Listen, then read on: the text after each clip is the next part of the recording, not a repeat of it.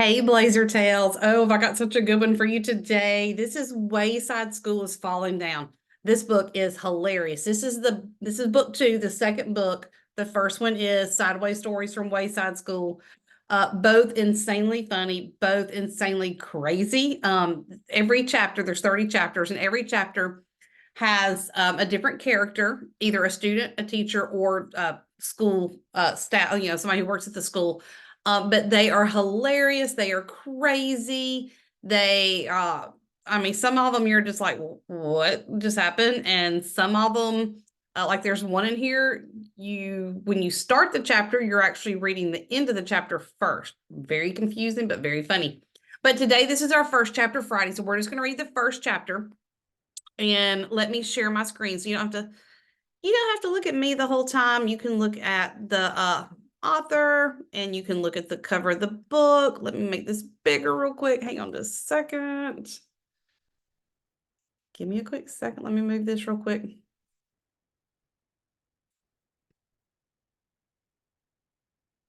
Why? That's not what I want to do. Give me a second. I want to make it bigger.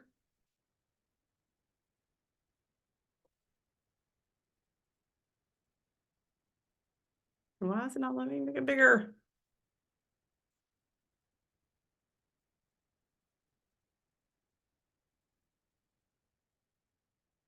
Okay, there we go. So this is Wayside School is Falling Down, and this will be chapter 1. And here is the picture of the first one is Louis. So number 1 says a package for Miss Jules. Louis, the yard teacher, frowned. The schoolyard was a mess. There were pencils and pieces of paper everywhere. How'd all this junk get here? He wondered. Well, I'm not going to pick it up. It wasn't his job to pick up garbage. He was just supposed to pass out the balls during lunch and recess and also make sure the kids didn't kill each other. He sighed, then began cleaning it up. He loved all the children at Wayside School. He didn't want them playing on a dirty playground. As he was picking up the pencils and pieces of papers, a large truck drove into the parking lot. It honked its horn twice, then twice more. Louis ran to the truck. Quiet, he whispered. Children are trying to learn in there. He pointed at the school. A short man with big, bushy hair stepped out of the truck. I have a package for somebody named Miss Jules, he said. I'll take it, said Louis. Are you Miss Jules? Asked the man. No, said Louis. I have to give it to Miss Jules, said the man. Louis thought for a moment. He didn't want the man disturbing the children. He knew how much they hated to be interrupted when they were working. I'm Miss Jules, he said. But you just said you weren't Miss Jules, said the man. I changed my mind, said Louis. The man got the package out of the back of the truck and gave it to Louis. Here you go, Miss Jules, he said. Oh, Louis grunted. It was a very heavy package. The word fragile was printed on every side. He had to be careful not to drop it. The package was so big Louis couldn't see where he was going. Fortunately, he knew the way to Miss Jules' class by heart. It was straight up. Wayside School was 30 stories high with only one room on each story. Miss Jules' class was at the very top. It was Louis's favorite class. He pushed through the door to the school, then started up the stairs. There was no elevator. There were stairs that led down to the basement, too, but nobody ever went down there. There were dead rats living in the basement. The box was pressed against Louis's face, squishing his nose. Even so, when he reached the 15th floor, he could smell Miss Mush cooking in the cafeteria. It smelled like she was making mushrooms.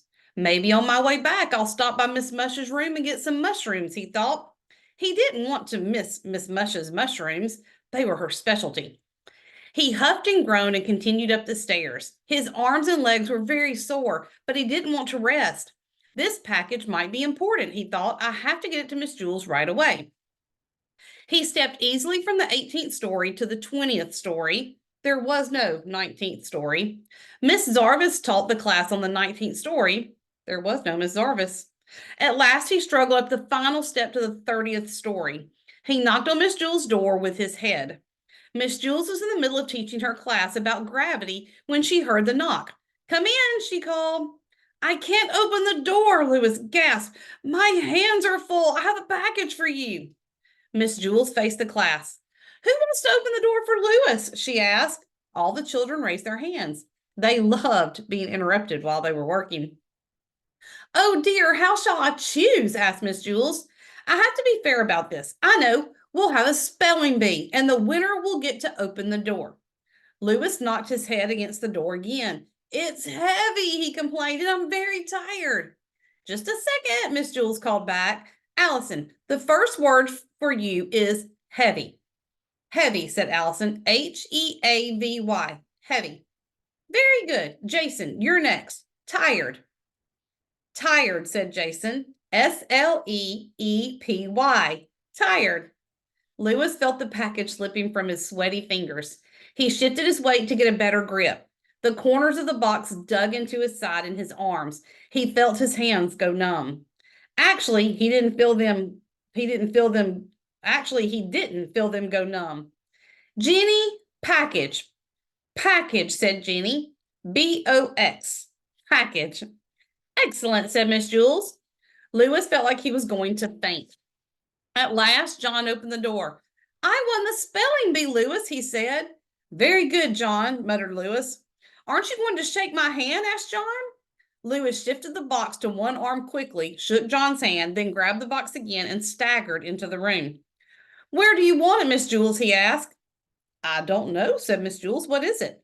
I don't know, said Louis. I'll have to put it down someplace so you can open it. But how can I tell you where to put it until I know what's in it? Asked Miss Jules. You might put it in the wrong place.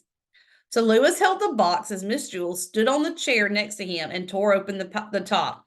His legs wobbled beneath him. It's a computer, exclaimed Miss Jules. Everybody booed. What's the matter? Asked Louis. I thought everyone loved computers. We don't want it, Louis, said Eric Bacon. Take it back, Jack, said Terrence. Get that piece of junk out of here, said Marcita. Now, don't be that way, said Miss Jules.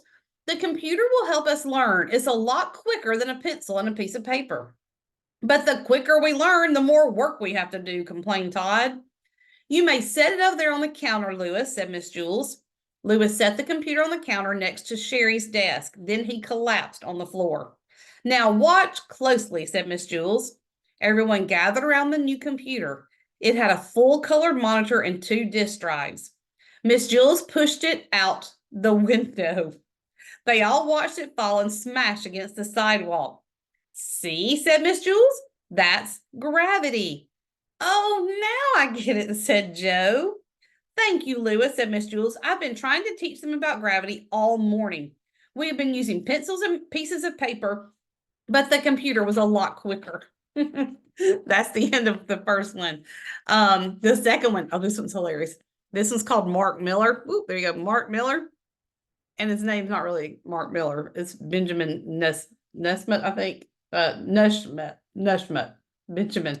But his name, he goes by Mark Miller. Really crazy. Okay, so don't miss this. This is, let me see if I can stop sharing real quick. This is a hilarious book. And here we go, stop share. Okay, so I hope you enjoyed this book. It is great. I'll see you in the next video, guys.